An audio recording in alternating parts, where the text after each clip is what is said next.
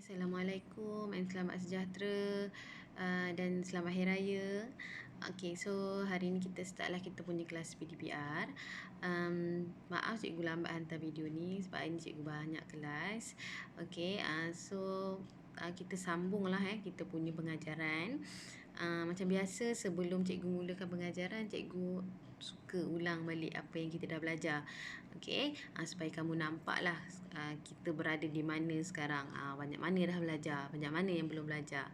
Kalau ikut peta minda ni kita masih lagi dalam tajuk tekanan. So apa yang kita belajar adalah tekanan cecair selesai, tekanan atmosfera selesai dan juga tekanan gas selesai. So hari ini kita akan pergi tengok prinsip Pascal. Sebaiknya kalau kamu faham apa yang cikgu ajar sebelum ni, makanya kamu bolehlah terangkan kan ke bawah ni ikut peta minda ni. Contoh tekanan cecair, apa rumus dia, apa faktor dia, apa dia punya aplikasi, dan tekanan atmosfera, tekanan gas, bagaimana kamu nak mengira tekanan atmosfera dan tekanan gas menggunakan dia punya alat-alat ni kan. So hari ni untuk prinsip Pascal, untuk prinsip Pascal ni dia tak banyak pun, dia lebih kepada aplikasi lah. Penerangan macam mana prinsip Pascal tu berfungsi dalam alat-alat tertentu. So dalam prinsip Pascal ni yang penting sekali ni rumus. Dia ada pengiraan. So pengiraan kita menggunakan rumus yang ada kat situ. Kemudian aplikasi dia ada 3 sahaja, ombak Pascal dan juga sistem hidrolik. Dalam sistem hidrolik ni apa dia punya bahan, apa dia punya mesin dia itu adalah jet hidrolik dan juga brake hidrolik dalam kereta. So kita nak tengok macam mana dia berfungsi. Kalau kamu tengok video yang cikgu hantar dekat WhatsApp group tu, lebih mudah lah rasanya kamu faham bagaimana prinsip Pascal ini bekerja. Kita tengok satu-satu. Yang ni kamu boleh tengok buku modul lah. Sama-sama kita mengisi jawapan dalam buku modul tersebut. So ini prinsip Pascal. Next. So ini dalam aktiviti pertama kamu, macam mana dia nak menjana idea sahajalah pemindahan tekanan dalam cecair. So macam mana tekanan yang bertindak oleh ibu jari dipindahkan ke mulut tiup ubat gigi tersebut. So tekanan ni bagaimana dipindahkan kan, bagaimana tekanan bertindak. So tekanan ini akan dipindahkan secara samalah ke semua bahagian. Ini dia punya keyword dia lah, dipindahkan ke semua bahagian. Next. Tapi jangan risaulah, nanti cikgu akan bagi kamu PowerPoint ni cikgu akan bagi dekat Telegram. Nanti cikgu akan buat satu grup baru di Telegram supaya kamu boleh tengok jawapan dia. Sekarang ni kita dengar je lah. Yang kedua, dia kata apabila piston ditolak, mengapa air memancut keluar ke semua arah dengan laju yang tinggi? Kenapa dia kata dia memancut ke semua arah? Maksudnya tekanan yang dipindahkan itu adalah sama secara seragam.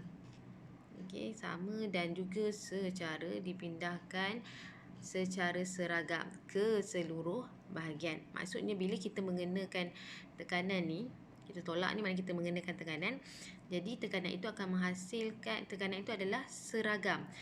Maksudnya pancutan air ni sama je jarak pancutan dia. Tak adalah yang satu ni meleleh pula kan. Itu menunjukkan tekanan tu dipindahkan secara seragam ke semua bahagian air tersebut. So ini yang paling penting. Tolak sikit cikgu. Apa itu prinsip Pascal? Ini kamu kena hafal lah. Kena hafal dan ingatlah prinsip Pascal ni. Sebab lepas ni kita ada banyak lagi prinsip Archimedes, prinsip Bernoulli. So apa prinsip Pascal ni menyatakan adalah tekanan yang dikenakan tekanan yang dikenakan ke atas bendali tertutup. Bendali tu mesti tertutup dan dia dipindahkan secara seragam ke semua arah. Okey, so ini 3 keyword penting yang kamu kena ingat dalam prinsip Pascal. Okey, tekanan dalam sistem tertutup kemudian dipindahkan secara seragam sama ke semua arah. Okey, next. Okey, so dalam tadi kalau kamu ingat balik perteminda cikgu tadi, okey, kita ada bawah tu kita ada sistem hidrolik. Okey, bawah prinsip Pascal tu dia punya rumus, kemudian apa dia dan sistem hidrolik, sebab sistem hidrolik ni dia mengaplikasikan prinsip Pascal. Okey, dalam sistem hidrolik kita ada dua piston lah, dua piston ni. Okey, so tekanan itu akan dipindahkan secara seragam lah dalam piston tersebut ni. Okey, dalam sistem ni kita panggil sistem hidrolik. Okey, so ini aktiviti sajalah untuk mengkaji sistem hidrolik sebagai pengganda daya. Pengganda daya ni maksudnya pengganda daya ni, ini maksudnya bila kita mengenakan sedikit daya kat sini, dia akan menghasilkan daya yang penuh, daya yang lebih di sebelah satu lagi. Contoh kalau kat sini cikgu kenakan daya di 5 Newton. So kat sana akan menghasilkan daya 10 Newton. Okey, so macam mana dia berfungsi tu lepas ni kita tengok. Okey, yang ni nanti kamu boleh salin je lah kalau tidak panjang lagi video cikgu ni. Okey, ini pun sama aktiviti ni. Okey, contoh kan kalau cikgu ini aktiviti yang sepatutnya kita boleh buat lah. Okey, sini ada video ni. Kita tengok sekejap lah video ni Boleh tak play? Auto play. Okey, so ni maksudnya kamu tekanan, kamu memberikan tekanan pada umbuh kecil ni. Okey, kemudian tekanan itu akan dipindahkan ke umbuh yang satu lagi yang besar yang tengah angkat batu tu. Dan dia boleh menghasilkan daya yang besar, boleh angkat batu tu. So maksudnya itu pengganda daya. Sedikit daya dikenakan menghasilkan daya yang lebih besar. So ini kita boleh panggil sebagai sistem hidrolik. Okey, soalan dia. Okey, bandingkan tekanan di permukaan air dalam pecahgari kecil dan pecahgari besar. Untuk yang sebelah sini. Okey, tekanan yang dikenakan kedua-dua belah adalah sama. Okey, mengikut daripada dia punya statement prinsip Pascal menyatakan apa tadi. Tekanan yang dikenakan mesti sama. So apa yang berbeza? Yang berbeza adalah daya. Okey, daya ni berbeza sebab permukaan dia lebih besar. Luas permukaan lebih besar. Okey, untuk umbuh besar.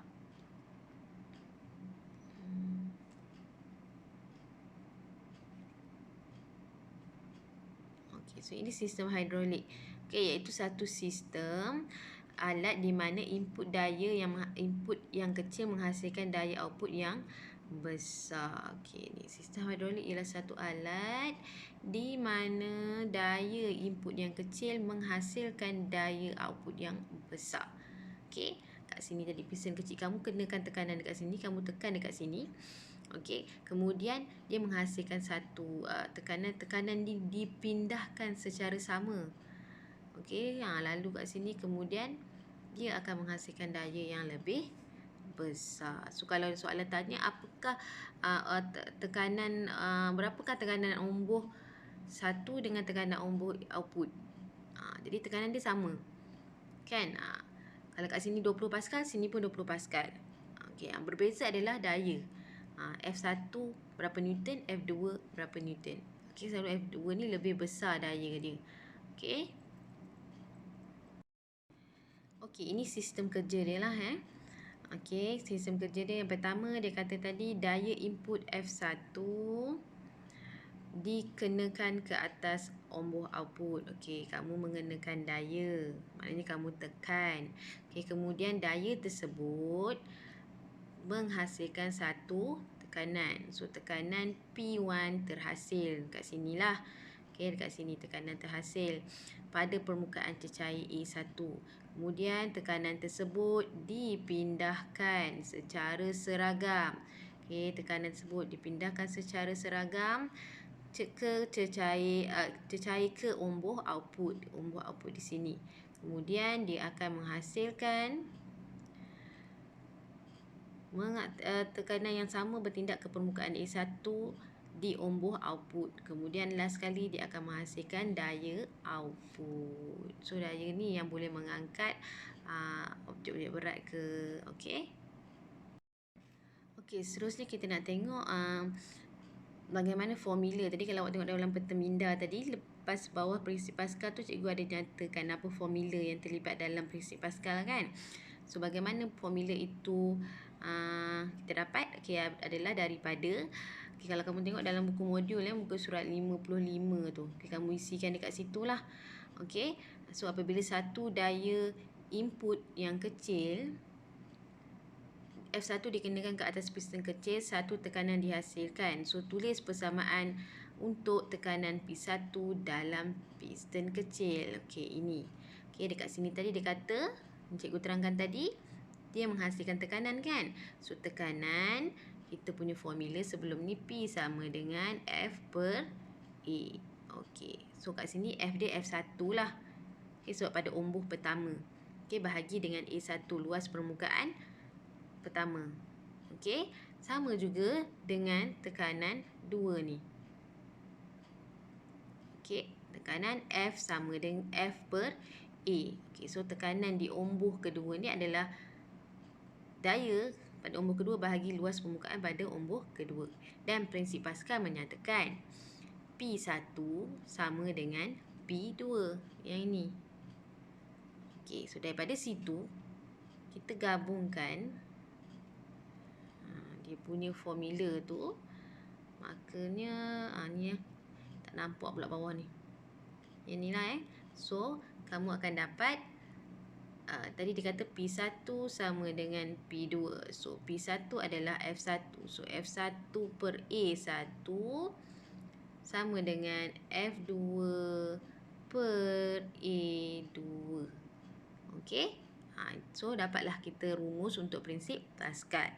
Selalu dalam soalan dia akan bagi kamu salah satu nilai. Contoh dia bagi F1. Lepas tu dia nak F2. Dan dia beri A1 dan juga A2. Faham tak maksud cikgu? Faham lah contoh lah cikgu kata. Okay, contoh. Contoh. Dia beri F1, katakan dia bagi dia bagi A1 tu 2. F2 tu 3. A2 tu 4. Katakan 4 meter. Jadi contohnya macam ni lah kan. F1 nilai A1 dia bagi katakan 2 meter kuasa 2 sama dengan F2 dia bagi katakan 30 Newton. Okey. Kemudian A2 pun dia bagi katakan 4. Okey, 4 meter kuasa 2. So berapa nilai F1? Jadi kamu bolehlah cari kan. Matematik je lah kat sini. So pengiraan dia macam tu. Dia akan tanya salah satu lah. F1 ke, A2 ke, A1 ke. Okey. Okey, satu lagi formula adalah nilai faktor gandaan. Okey, yang bawah ni. Okey, so kalau dia minta faktor gandaan, kamu bahagi je lah. Sama ada kamu bahagi A2 per A1 ke. Okey, ataupun F2 bahagi F1 ke. Okey, tengok apa yang diberi. Dia output bahagi input. Okey. Okey, ini juga satu yang penting juga kamu kena tahu. Bagaimana cara kita nak membesarkan daya output. Okey, daya output yang ni. Kat sini. Macam mana kita nak mengangkat objek yang lebih berat. Okey, macam tadi tu dia angkat video tadi tu dia angkat butter tu kan. Macam mana kalau kita nak angkat yang lebih berat. Contoh kita nak letak pula nak tambah lagi batu ke. Okey, apa yang kita buat? Kita kena kecilkan umbuh yang sebelah sini. Okey, kemudian kita kena besarkan lagi umbuh yang belah sini. Maknanya kita guna piston yang lebih besar kat sini. Yang belah sini kita guna lebih kecil. Okey, kemudian kita tambahkan tekanan pada A1. Okey. Itu sahaja yang ni. Okey, seterusnya untuk aplikasi-aplikasi prinsip Pascal ni, kita ada jack hidrolik, kita ada brake hidrolik. Dua benda tu. So kamu boleh tengok daripada video yang cikgu share tu, lebih mudah faham. Okey, kemudian macam mana nak isi modul kamu tu, nak lengkapkan modul kamu tu, nanti cikgu akan share PowerPoint ni. Jadi kamu salin dan fahamkan okey, bagaimana kamu nak menulis dia punya proses-proses kerja dalam aplikasi prinsip Pascal tu. Okey, dan dalam video tu juga ada contoh-contoh macam mana nak menjawab soalan. Okey, so tengok di situlah. Okey, setakat tu sahaja. So cikgu kira kita dah habislah 2.4 prinsip Pascal. Okey. Okey, terima kasih. Assalamualaikum.